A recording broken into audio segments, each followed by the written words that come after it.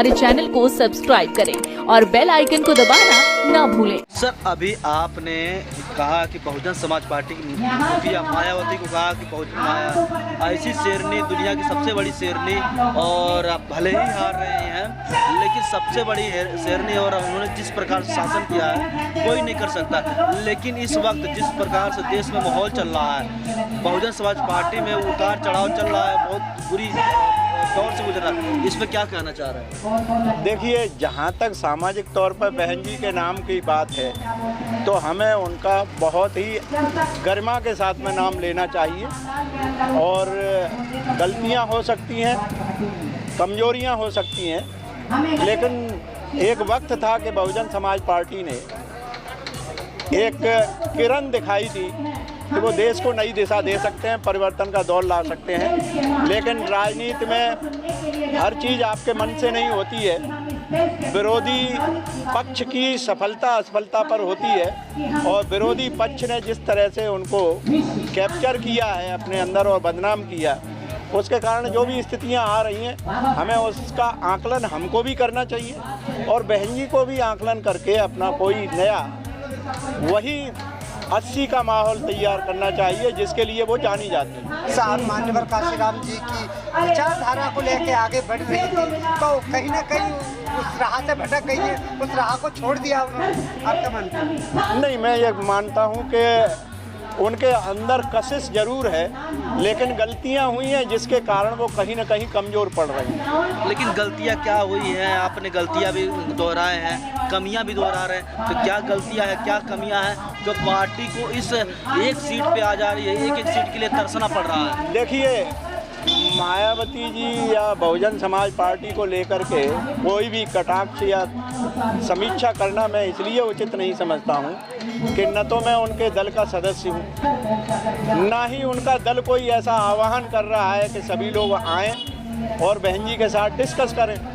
जब कोई पूछ ही नहीं रहा तो स्थिति तो उनकी खराब होनी ही है। उन्हें आगे आना चाहिए, उन्हें समाज को आह्वान करना चाहिए कि आप आइए, मुझसे संवाद करिए, और उसके लिए वो आह्वान करें लोगों को, मेरे जैसे लोगों को आह्वान करें जो बिना किसी झिझक के उनसे बात कर सकते हैं। क्या आपको लगता है आप जैसे जुझारू लोग जो समाज के लिए कर रहे हैं, ऐसे लोगों से वंचित है समाज के लोग? बीएसपी बहुजन समाज पार्टी के जो कार्यकर्ता हैं, आप जैसे लोगों से मिल नहीं पा रहे हैं, आप जैसे लोगों को शामिल नहीं कर पा रहे हैं, और या उस समाज को जागरूक नहीं कर पा रहे हैं जिस प्रकार से बहुजन समाज पार्टी की हालत है, कि आप इसको मानते हैं? देखिए, हम बहुजन समाज पार्टी को एक राजनीतिक दल मानेंगे तो वो जो कर रही हैं वो ठीक कर रही हैं, और बहुजन समाज पार्टी को बहुजन समाज के साथ जोड़कर बात करना गलत है, क्योंकि बहुजन समाज पार्टी एक राजनीतिक दल है।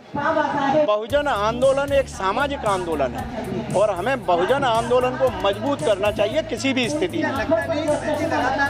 जिसको बाहर निकले और अभी भी कल भी को बाहर निकाल दिया, तो क्या लग रहा है इस तरीके से अगर लगातार लोगों को बाहर करेंगे और जोड़ेंगे तो पार्टी का विकास कैसे? नहीं, देखिए, मैं बहुजन समाज पार्टी को कुछ नहीं कहना चाहता, क्योंकि मेरा कोई वो ही नहीं है वजूद के उनको मैं कुछ कह सकूं। लेकिन आप जैसे लोग जिस चीज़ को मैं कह रहा हूँ, मैं उसी हमें बहुजन समाज को संगठित करना है, हमें बहुजन समाज बनाना है, और बहुजन समाज जब बनेगा वो एक मिशन है, और बहुजन समाज पार्टी एक राजनीतिक दल है। वो पावर को गेन करने और पावर के प्रति कैसे अपने को समर्पित करना है, ये उसकी अपनी जिम्मेदारी है। लेकिन क्या आपको लगता है, आपके बातों से जैसे लग रहा है कि समाज को जोड़ नहीं पा रहे हैं, समाज को समझा नहीं पा रहे हैं, या इसलिए शासन नहीं बना? आपके बातों से ऐसा लग रहा है। ये बात सच है कि हमारा समाज बहुजन समाज पार्टी को समाज की पार्टी मान रहा है, ये गलत है। बहुजन समाज पार्टी एक राजनीतिक दल है,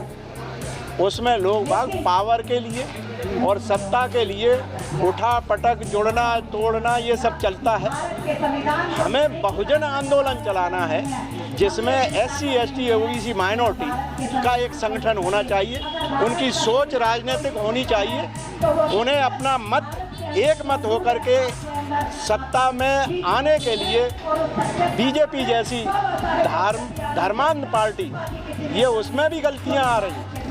बीजेपी भी समाज की पार्टी बनने जा रही है, जो गलत है। अच्छा, मेरा सवाल ये है डॉक्टर साहब आपसे कि जैसे कि समाज में बहुत सारे संगठन बन रहे हैं, बहुत सारी राजनीतिक पार्टियां बन रही हैं, वो उनकी वजह से भी क्या समाज में टूट पैदा हो रही है, समाज का बिखराव हो रहा है? आप मानते हैं कि इससे ही बहुजन समाज पार्टी को नुकसान हो रहा है? देखिए, बहुजन समाज पार्टी को हो रहा है या नहीं हो रहा मैं नहीं कह सकता, लेकिन बहुजन आंदोलन को उससे नुकसान हो रहा है, बहुजन आंदोलन को, क्योंकि जो भी ओबीसी की जातियों के नेता उभर के राजनीतिक दल बना रहे हैं, उससे बहुजन का बिखराव हो रहा है और वो लोग सस्ते में बिके जा रहे हैं, खरीदे जा रहे हैं, जिसमें हिंदुत्व यही करता रहा, बीजेपी यही कर रही है। और बीजेपी अपनी पीठ के पीछे हिंदू आइडियोलॉजी नहीं, मनुवादी आइडियोलॉजी का समर्थन कर रही है, जो गलत है। मौलवी साहब ने ये बात सब बोला कि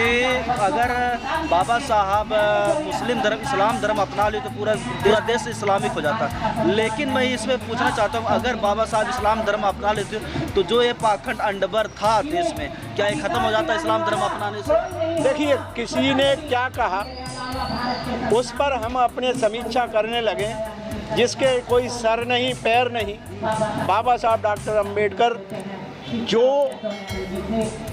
मसीहा, उनके लिए तो हमारे पास में वो कहते हैं ना, शब्द नहीं है, जिसने भारत की तकदीर लिखी, जो मानवता का सबसे बड़ा विद्वान बना, लड़ाई लड़ने वाला सूरमा बना, जो नारी को अधिकार दिलाने वाला बना, उसके स्टेप पर हम ये कह दें कि बाबा साहब ने अगर ऐसा कर लिया होता, अगर ऐसा कर लिया होता, मैं समझता हूँ ये चर्चा गलत है, ये प्रश्न गलत है। डॉक्टर साहब, मेरा अंतिम सवाल आपसे ये है कि जब कोई परिणय दिवस आता है, जन्मदिन आता है किसी भी महान पुरुष का या और क्या कहें बाबा साहब का, उस समय लोग संगठन बना के या संगठन वाले लोग इकट्ठे होकर माल्यार्पण की, पूर्ण अर्पित किए, श्रद्धांजलि दी और चले गए। इसके बाद तो सब खत्म, सब अपने घर में बैठ जाते हैं, कोई भी उस पर काम नहीं करता।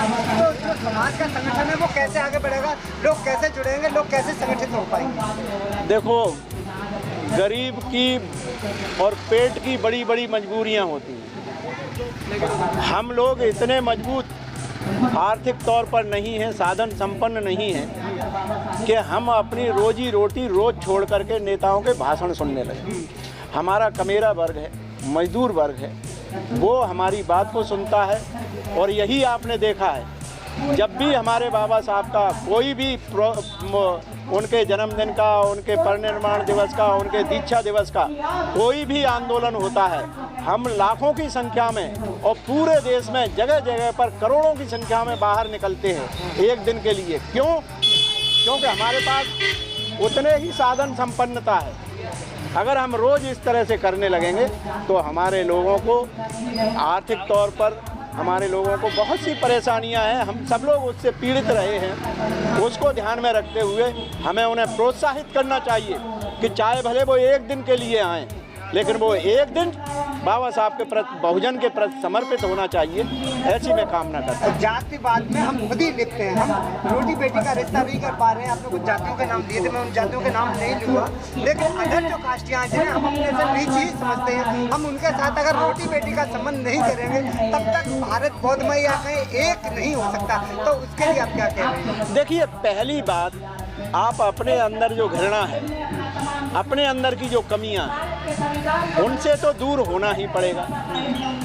जब आप उनसे दूर हो जाएंगे, लोगों का भरोसा आप पर होगा, और भरोसे के लिए कुछ तो स्टेप आपको लेना पड़ेगा।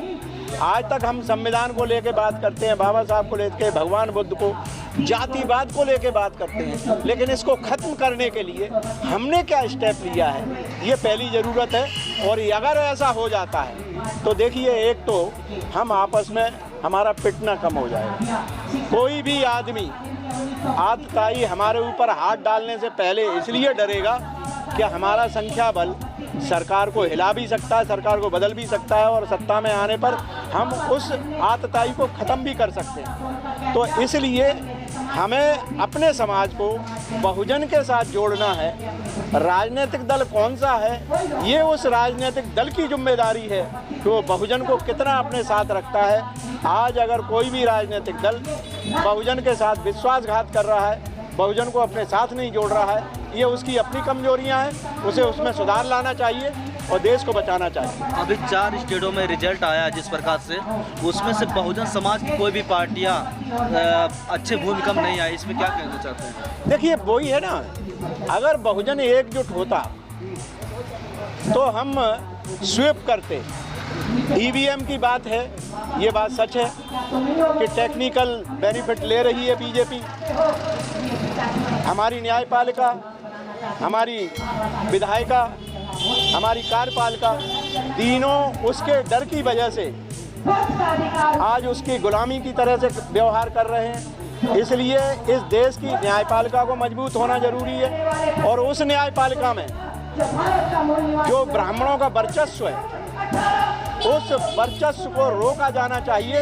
और वर्तमान में जो सीजेआई हैं, उनसे मैं निवेदन करता हूं कि वो स्टैचू लगाया सुप्रीम कोर्ट में, उसके लिए हम धन्यवाद देते हैं। लेकिन न्यायपालिका में, हाई कोर्ट और सुप्रीम कोर्ट की न्यायपालिका में बहुजन का प्रतिनिधित्व उनकी जनसंख्या के आधार पर स्वयं सुनिश्चित करके अगर वो जाते हैं तो देश के अच्छे न्यायाधीश, सही न्यायाधीश कहलाए जाएंगे। अन्यथा यही कहा जाएगा कि बातें वो बहुत करते रहे, देने के नाम पर उन्होंने सिर्फ लिप सर्विस कहते हैं ना, आश्वासन तो दिए लेकिन न्याय नहीं दिया। और न्याय का पहला जिम्मेदारी है, ये मैं इस मंच से, इस माध्यम से मैं कहना चाहता हूं कि हमारे देश के सुप्रीम कोर्ट के चीफ जस्टिस चंद्रचूड़ साहब, जो उनके व्यक्तित्व में भारतीयता निखर रही है, भारत और संविधान के प्रति जो उनका लगाव है, मैं उनसे निवेदन करता हूं कि भारत की न्यायपालिका में, हाई कोर्ट और सुप्रीम कोर्ट में बहुजन के न्यायाधीशों की नियुक्ति उनकी जनसंख्या के आधार पर करने का एक परंपरा उन्हें सुनिश्चित करना चाहिए। चाहे रिजर्वेशन हो या ना हो, ये उनका नैतिक अधिकार है, संवैधानिक अधिकार है, मानवीय अधिकार है, जरूरत है। इसको वो लागू करेंगे, ऐसी मैं उम्मीद रखता हूँ। हमारे चैनल को सब्सक्राइब करें और बेल आइकन को दबाना ना भूलें।